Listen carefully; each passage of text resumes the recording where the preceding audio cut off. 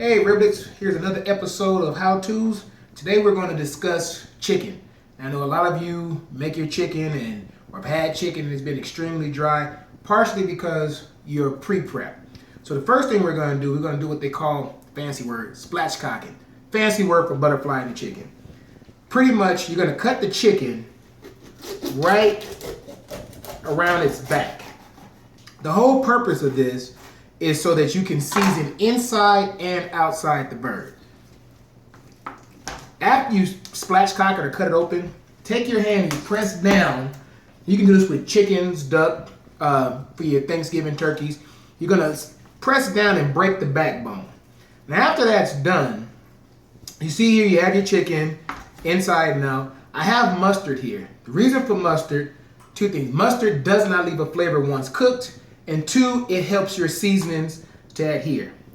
Now, as far as seasonings, we're not going to get too much into seasonings today. However, I'm using my own season called Diamond Dust, which one day will be on the market. But we use the mustard so that it sticks. Take your mustard, and you can't put too much, because again, the flavor is going to dissipate once you start cooking it. But you put your mustard all around on your chicken. If you really want to get your seasoning in, separate your skin. Put your hand in there, separate the skin from underneath.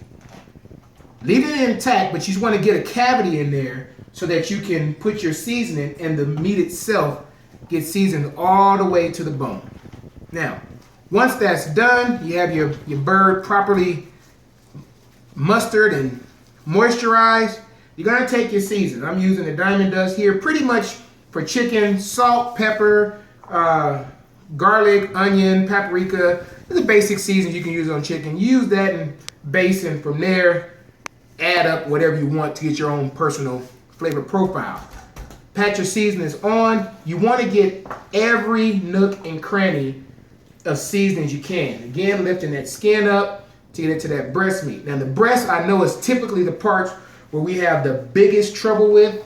It usually dries out, which goes back to the seasoning. What this seasoning in advance is going to do, I'm not going to get too much into science, but in essence, it's going to draw moisture out.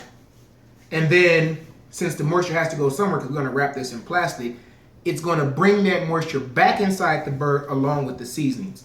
Having that seasoning in here, and there is salt in this particular seasoned blend, it's going to moisturize your bird, thereby, in essence, making it almost impossible to dry out your meat. Now, I know you guys have heard of brining. This is pretty much a dry brine. Nothing fancy. Instead of doing all the water, simply put your seasonings on, wrap it in plastic wrap, let it sit for a few hours.